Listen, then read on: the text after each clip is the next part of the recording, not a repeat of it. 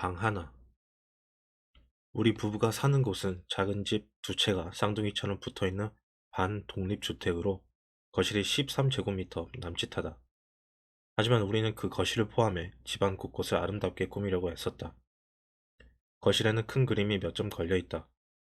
그 밖에도 입체파 화가들의 세밀화와 원주민 전통의 영향을 강하게 받은 남아메리카 작품들이 있다. 최근에 리모델링 하기 전까지 거실에는 작은 그림 15점을 포함해 적어도 25점의 그림이 걸려 있었다. 심지어 천장에는 루마니아의 어느 교회에서 가져온 중세의 동판화를 닮은 그림을 자석으로 붙여 놓았었다.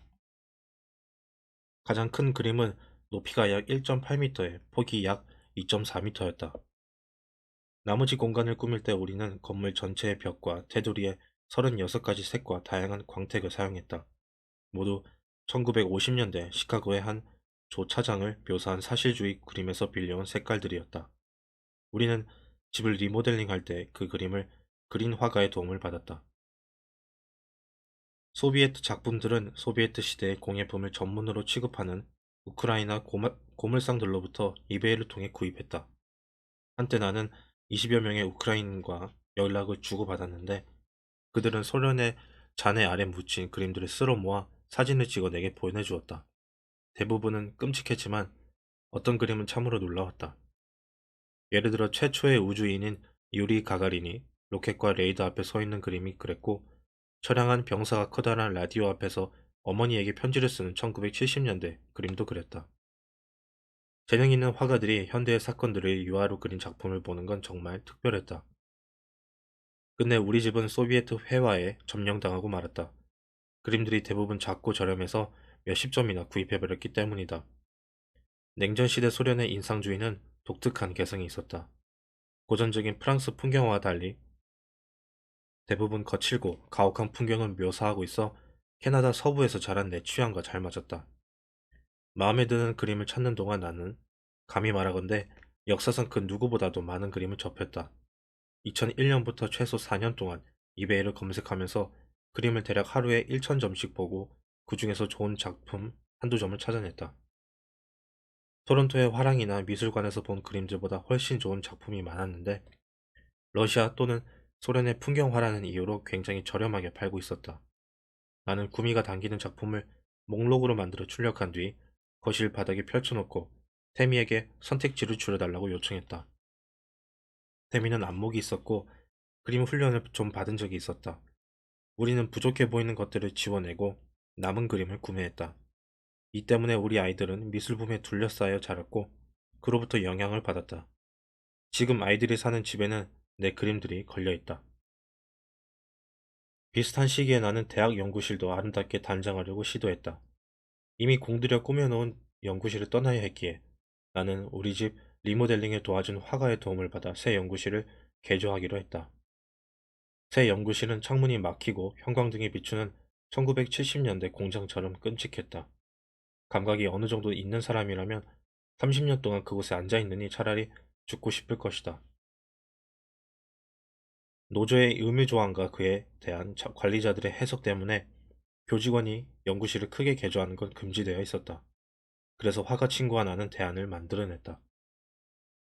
우리는 콘크리트 벽에다 약 2.1m 높이에 약 1.2m 간격으로 니켈 도금한 육중한 갈고리 한 쌍을 박은 뒤 한 면이 체리목으로 덮여있고 샌딩과 스테인으로 마감한 18mm 두께의 판을 걸기로 했다.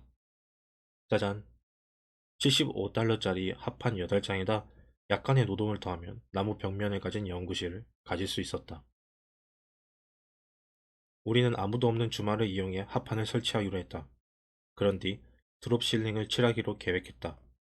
드롭실링, 녹슨, 환기통, 형광등은 지옥이나 진배였다. 그런 비용 절감형 설비는 지독한 불쾌감, 따분함, 우울감을 유발해 생산성을 떨어뜨린다. 세상에서 가장 저렴한 건축 기법과 가장 끔찍한 조명도 그보다는 훨씬 더 나을 듯했다. 푼돈을 아끼면 큰돈이 든다고 하지 않는가. 천장에는 해머라이트를 칠하기로 했다. 마르고 나면 쭈글쭈글한 금속판처럼 보이는 이 페인트를 칠하면 사색적이고 독특한 느낌이 풍길 것이었다. 이것도 최소 비용으로 해결할 수 있었다. 가구로는 좋은 페르시아산 카펫, 품질이 괜찮은 커튼, 철제색 책상이면 충분한 듯했다. 주말에 몰래 작업하면 문명인으로서 분개하거나 자기를 경멸하지 않고 지낼 수 있는 연구실이 완성될 터였다. 하지만 치명적인 실수를 하고 말았다. 심리학과의 한 선임 관리자에게 내 계획을 얘기한 것이다.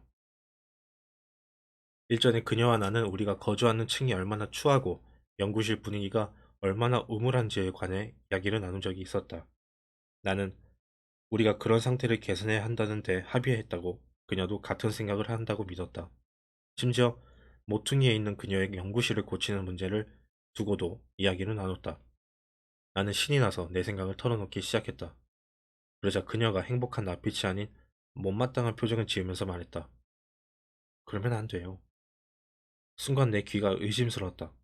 나는 고개를 저으면서 이렇게 생각했다. 뭐라고? 이토록 보기 흉한 것을 더 좋게 순식간에 아무 문제도 없이 이렇다 할 비용도 들이지 않고 바꾸려 하는데 안 된다고? 내가 말했다. 그게 무슨 말이죠? 그러자 그녀가 말했다. 교수님이 하면 모두가 그렇게 하려고 할 거예요. 순간 네 가지 답변이 뇌를 스쳤다. 첫째, 아니요, 아무도 안 할 겁니다. 둘째, 누구나 할 수 있어요. 푼돈이면 되니까요. 셋째, 지각 있는 성인으로서 대학교에 있는 중요한 공간을 개선할 방법에 관한 생산적인 대화를 기대했습니다. 그런데 실제 우리의 대화는 유치원 놀이터에서 티격태격하는 아이들의 말다툼과 크게 다를 바 없군요. 넷째, 난 지금 지각 있고 합리적인 사람과 이야기하고 있는 줄 알았어요. 그런데 내가 완전히 잘못 생각했군요. 그녀는 조금은 위협적인 어조로 대화를 끝냈다. 더 이상 날 몰아붙이지 마세요. 내가 어리석었다. 허락을 구하다니. 나는 냈다 말하고 싶은 마음이 굴뚝 같았지만 어떤 것도 입 밖에 내지 않고 즉시 내 전략을 조정했다. 화가 친구야, 나는 이미 중간 관리자의 비정상적인 정신 상태와 완고함을 익히 알고 있었기에 이미 조금 더 비싼 플랜 B를 마련해 놓았다. 나무판을 붙이는 대신 벽에 칠할 페인트를 신중히 고르고 중간중간에 다른 색 페인트로 포인트를 주기로 하는 한편 어울리는 카펫과 커튼을 마련했다. 내가 고른 색들은 승인받기 위해 관리자들과 계속 싸웠고 결국에는 승리했다. 플랜 B는 플랜 A만큼 좋지는 않았지만 원래 모습보다는 훨씬 좋았다.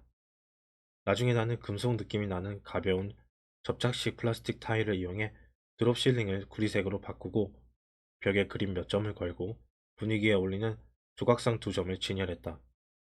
학생이나 동료 교수가 내 방에 들어오면 뒤늦게 깨닫고 제 차 주위를 둘러본다.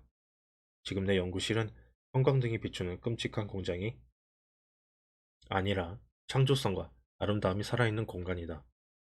방문자들은 놀라고 편안해하고 즐거워한다. 얼마 지나지 않아 학교 측은 예비 교직원들을 내 연구실로 데려오기 시작했다. 토론토 대학교는 이 정도로 창조적 자유를 허용한다는 걸 보여주기 위해서였는데 내가 보기에는 코미디 그 자체였다. 나는 오랫동안 이 모든 일에 관해 생각했다. 나에 대한 저항은 이해하기 어려울 정도로 컸다. 하도 의아해서 이런 생각까지 들었다. 저런, 내가 이 연구실에서 진행할 연구가 두려운 걸까? 아니면 내가 알지 못하는 어떤 중요한 이유가 있을지도 몰라. 그때 나는 생물학자 로버트 세폴스키의 이야기가 떠올랐다. 누라는 영양에 관한 이야기였다. 물이 지어 사는 초식 동물인 누는 개체를 구분하기가 아주 어렵다. 누는 한데 모여 있다. 누의 행동을 오랫동안 관찰하면서 몇 가지 결론을 이끌어내야 하는 생물학자들에게 누의 이런 특징들은 심각한 문제였다. 누 한 마리를 본 뒤 잠시 시선을 돌려 메모를 하고 나서 다시 눈을 들면 그 개체를 찾아내기가 불가능했다. 결국 학자들은 잠재적 해결책을 마련했다. 그들은 붉은 페인트 한 통과 맨 끝에 헝겊을 쳐맨 막대기로 무장하고서 지프를 타고 무리 근처로 다가갔다. 그리고 누 한 마리의 공둥이에 붉은색 점을 찍었다. 이제 그들은 그 개체의 행동을 추적할 수 있게 되었고, 잘만 하면 누의 행동에 관한 새로운 사실을 알아낼 수 있었다. 하지만 그 누에게 무슨 일이 일어났을까? 이제 무리에서 구별되는 그 녀석을 근처에 항상 잠복해 있는 포식자들이 사냥했다. 누에게 가장 큰 위협이 되는 사자는 한 마리를 특정하지 못하면 누를 쉽게 쓰러뜨리지 못한다. 무리 중에서 개체를 구별할 수 없으면 사냥은 불가능하다. 사자들은 한 번에 눈 4마리를 추적하지 못한다. 대신에 개체 하늘을 식별한 뒤 그 동물을 둘러싸고 조직적으로 사냥한다. 따라서 사자들이 어린 동물이나 다리를 절룩이는 동물을 쫓는 건 약한 놈을 골라서 추적하라는 자연의 이타심 같은 게 아니다. 사자들은 작거나 늙거나 병든 누보다는 멋지고 건강하고 맛있고 생기 있는 누로 만찬을 즐기고 싶어 한다. 하지만 그런 먹잇감을 식별할 수 있어야 한다. 이 이야기가 주는 교훈은 무엇일까? 화려하게 치장하고 돋보이면 사자떼가 달려든다. 그리고 사자는 언제나 존재한다. 목을 길게 빼고 있으면 칼이 온다. 이런 속담은 여러 문화에 존재한다. 영어 속담으로는 높이 자란 양귀비가 제일 먼저 낫지를 당한다가 있다. 일본에는 튀어나온 못이 제일 먼저 망치로 얻어맞는다. 라는 속담이 있다. 이건 중요한 관찰이고 그만큼 보편적이다. 예술적, 창조적 활동은 위험은 크고 보상 가능성은 작다. 하지만 예외적으로 높은 보상이 돌아올 가능성이 존재한다. 또한 창조적인 노력은 위험하고 성공할 가능성이 낮더라도 우리를 지탱해주는 변화에 반드시 필요하다. 모든 것이 변한다.